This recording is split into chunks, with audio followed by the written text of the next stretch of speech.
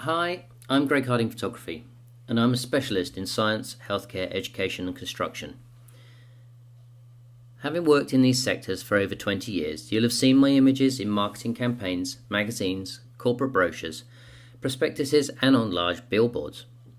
I work nationally and internationally. I create images that inspire confidence in your brand, drives business to your website, and engages with your customers. When was the last time that you reviewed your marketing images?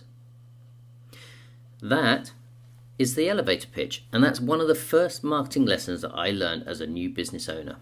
And here's the thing, you never know when you're likely to meet your potential client, and you only get one shot at making the right impression. Ladies and gentlemen, thank you for inviting me along today to give this closing keynote, and I'm sure you've experienced a wonderful conference, and thank the team for providing that. I'm going to try to condense 7 years of business lessons into 20 minutes or so, and hopefully you'll be able to take away some ideas and learn from the mistakes or business lessons I've experienced along the way.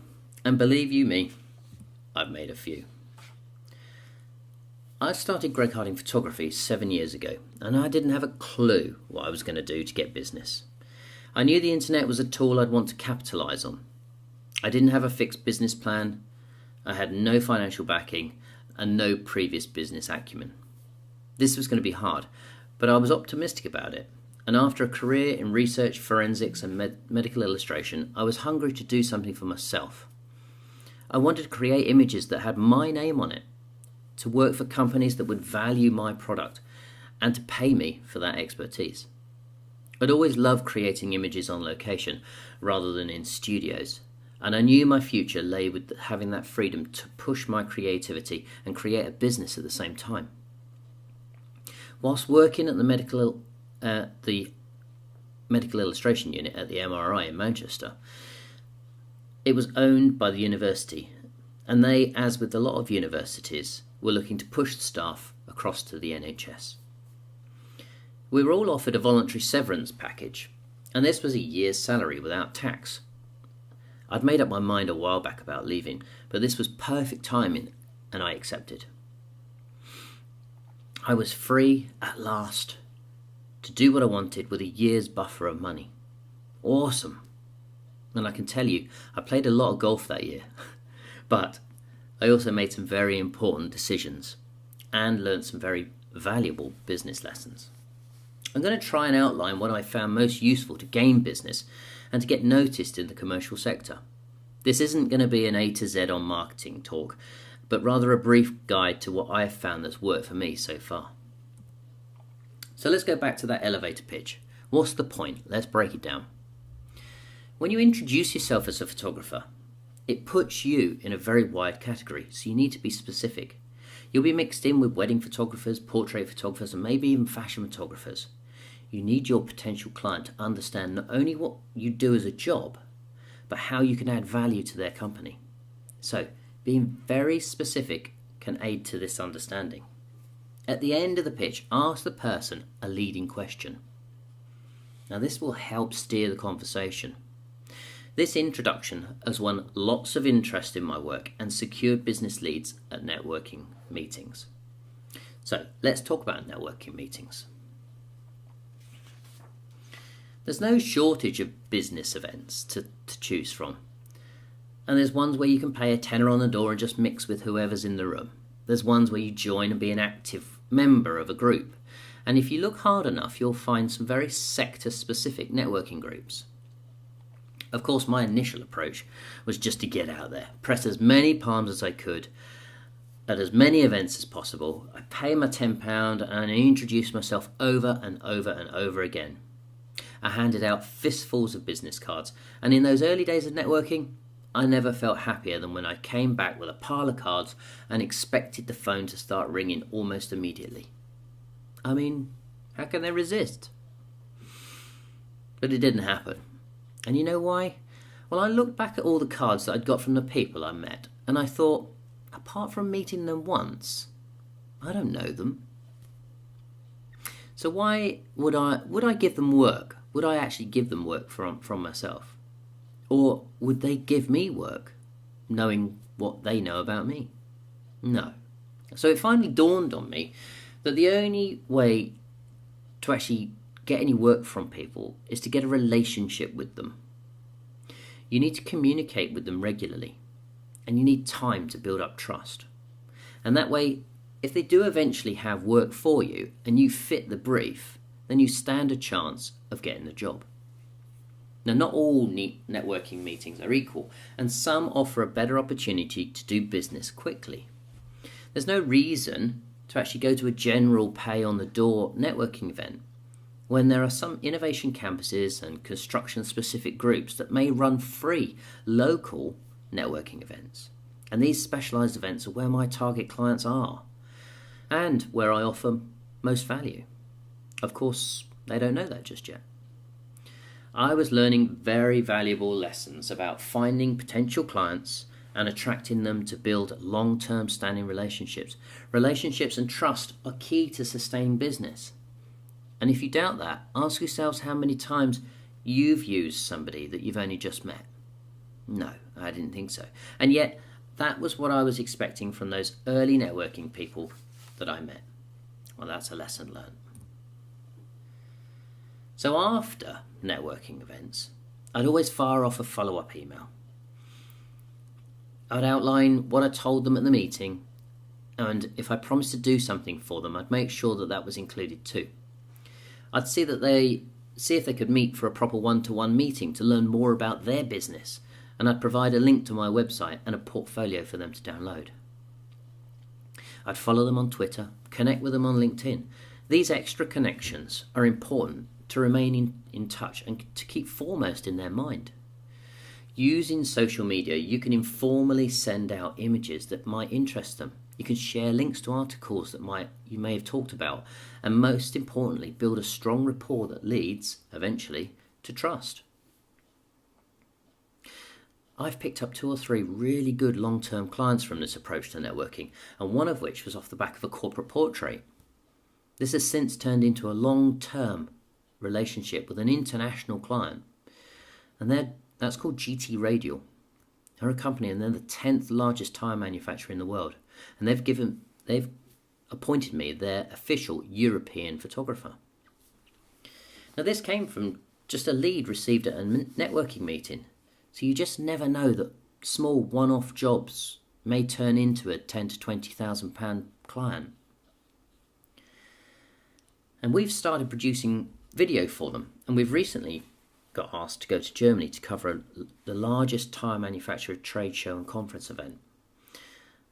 I have the awesome Kat Lamoon to thank for producing all the video for them, and you'll see the results of that collaboration a little later.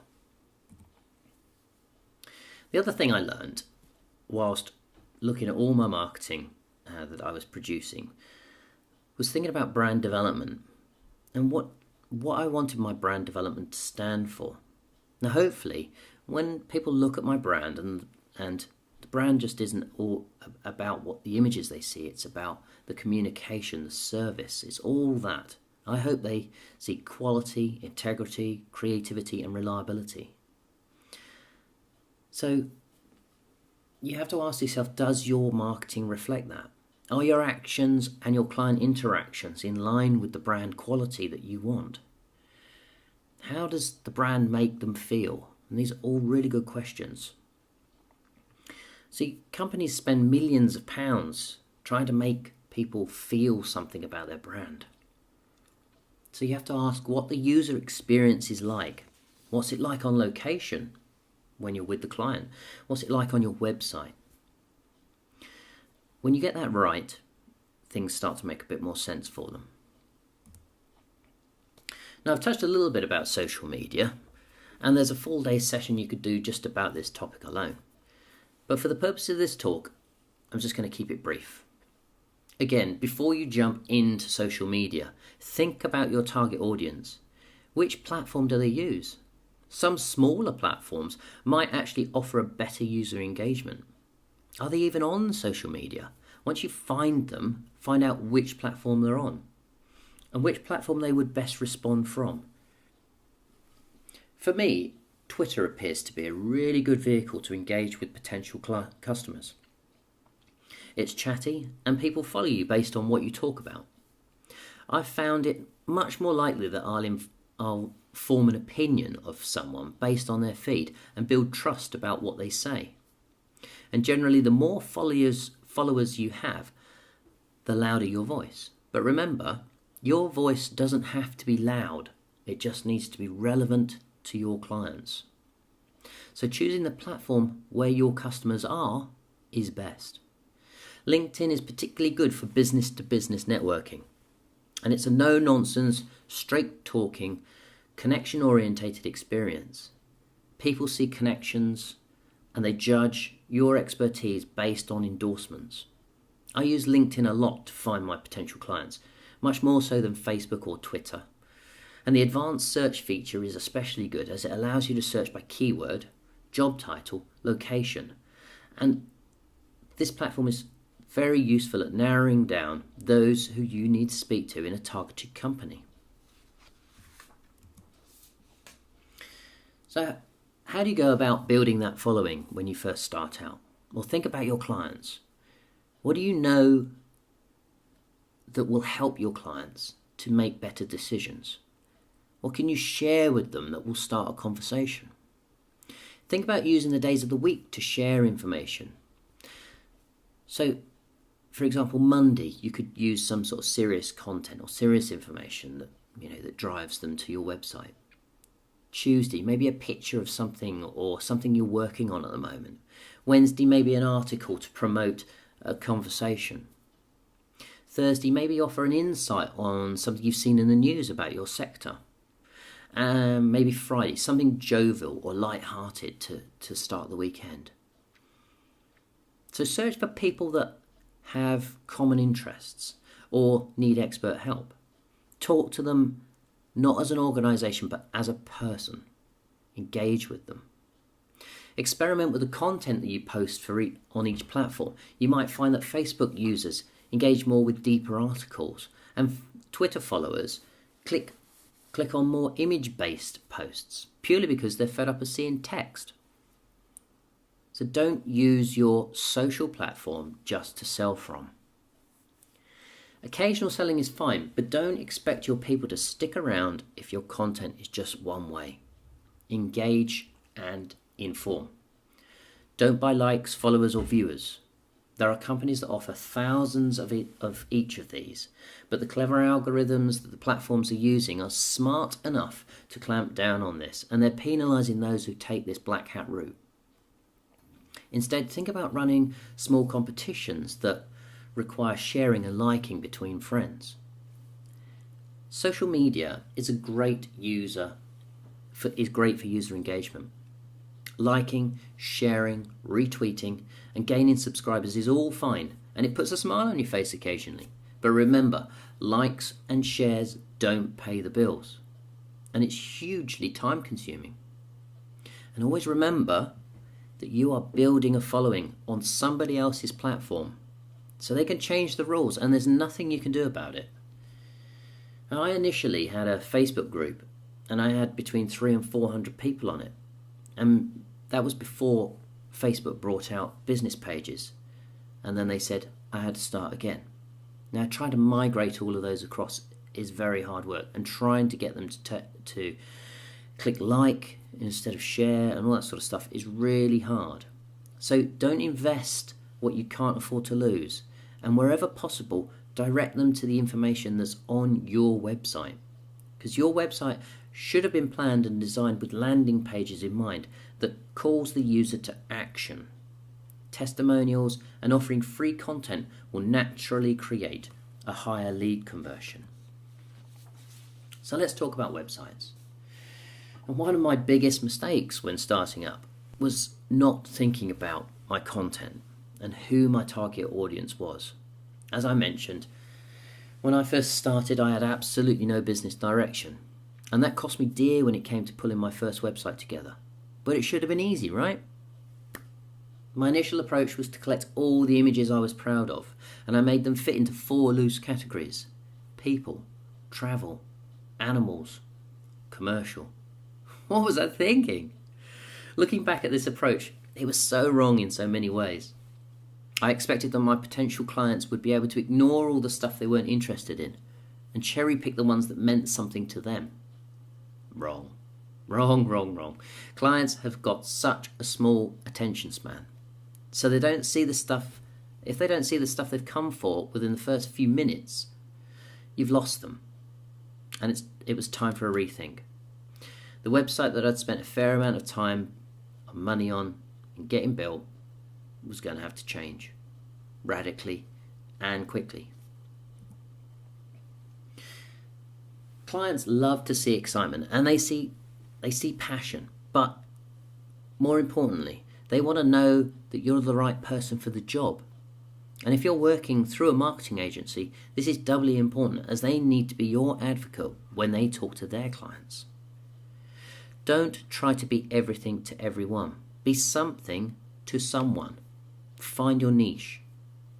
Ask yourself the question, where do I add most value to my clients? And if you can answer that, then that's what you can make a living at. In my case, instead of having a general catch-all website, I opted for a targeted approach. I was going to use my research, science and healthcare experience to attract the clients that could see immediate benefit from it.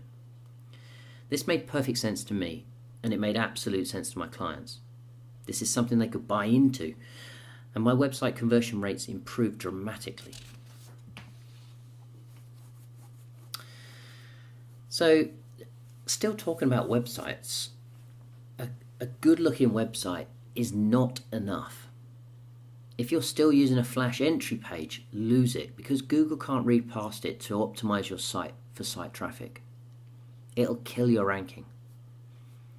Initially, I was just pointing people at my website rather than getting an organic listing in Google. And search engine optimization, I thought, well, what's the point? But after creating your website, you want search engines to come and visit regularly. Optimizing your site is tricky. SEO is a bit of a dark art, but it can be managed on your own.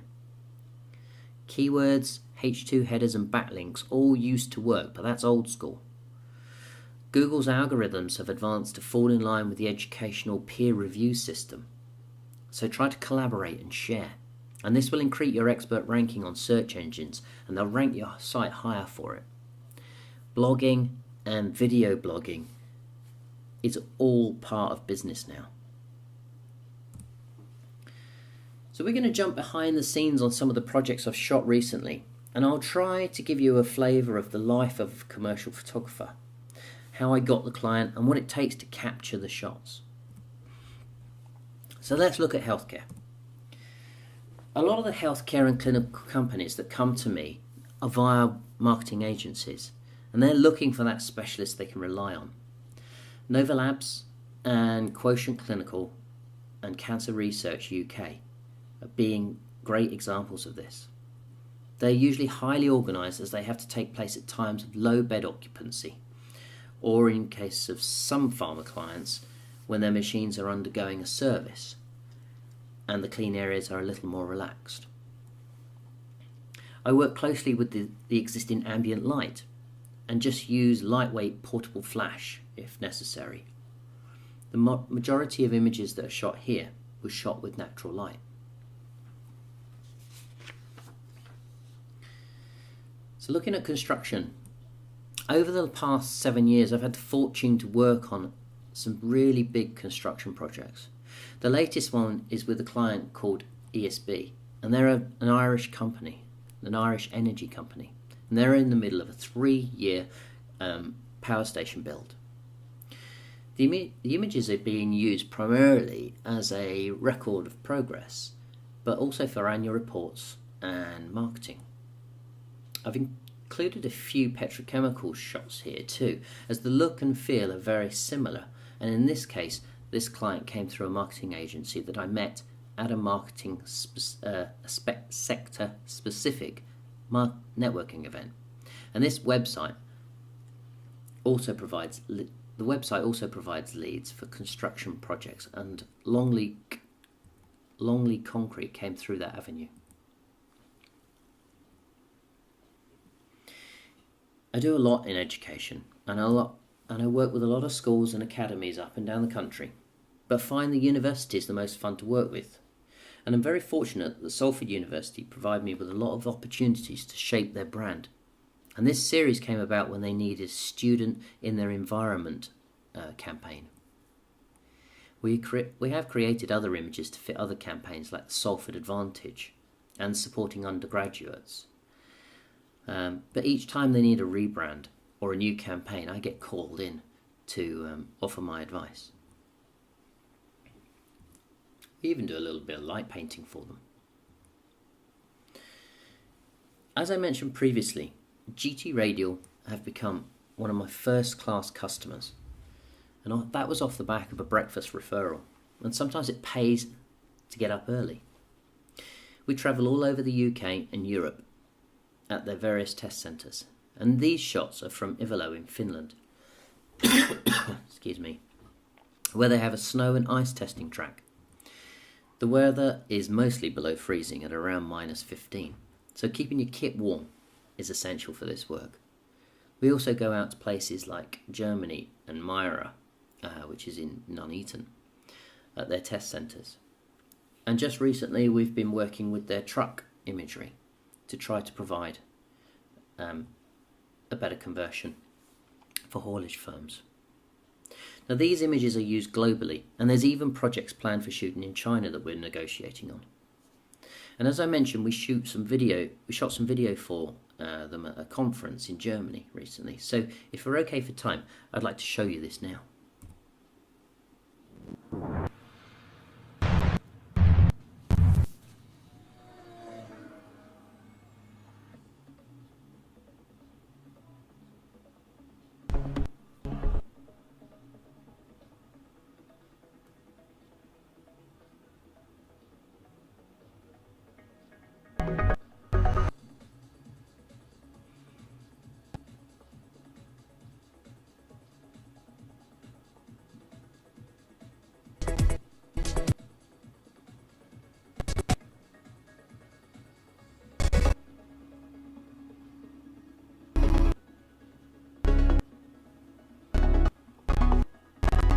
So that was just a flavour of the video, and thanks again to Kat for providing that, the video skills and the editing skills. The clients were super impressed with it.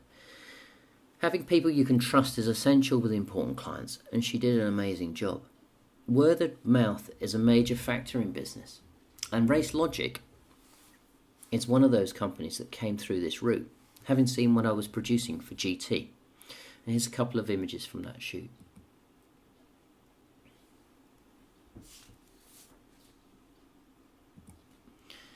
So, you've got yourself a niche, a few regular clients, and the Google gods love your website. You're all set for business. But the thing is, the financial market is still in a deep recession, and no one is buying. So you're always going to struggle, and it's hard doing it under these challenging times. I heard lots of reports when I was 2 to 3 years in, of other commercial photographers having second jobs to sustain their salary, and even a few just gave up. But I saw this as an opportunity to build in their void. I kept everything on a tight budget.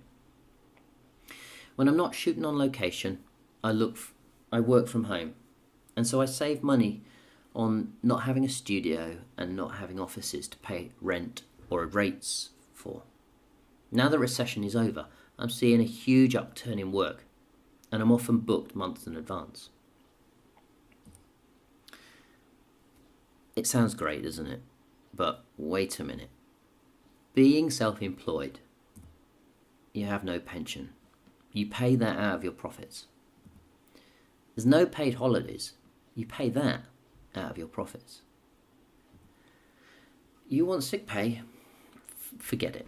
If you're ill, work and you let clients down, this may be the last time you work for them. There's no paid overtime. You work until the job's done. There's no 9 to 5. It's sometimes very late, and you never stop worrying about whether the work will dry up. But more than that though, all the decisions are yours to make, good and bad. It might sound glamorous, but the reality of having to do all the thinking yourself without being able to bounce off ideas of a team can really wear you down after a time. I miss the camaraderie, but I don't miss the CPD. Successes are great, but who can you share them with? And if the shoot isn't going well, who can you turn to for creative lift? Yeah, just me. I create the contacts. I make the meetings. I email over the mood boards, the estimates, the invoices. I photograph the project, and I often chase clients for payment. I do the admin, the books, I pay the bills, and I make the tea. However, I've never been happier. And it's funny, I get a huge sense of satisfaction every time I take money out of a cash machine. I know that it's my photography skills, my creativity that's put that money in there. All my clients are delighted with the service I provide, and it's a proud moment when I walk past a billboard and I see one of my images splashed all over it. But best of all, I have the creative freedom to shape my clients' brands and make them a success, and in doing so, ensuring my own. So yeah, I'd say it was pretty worth it. Thanks for listening. Have you got any questions?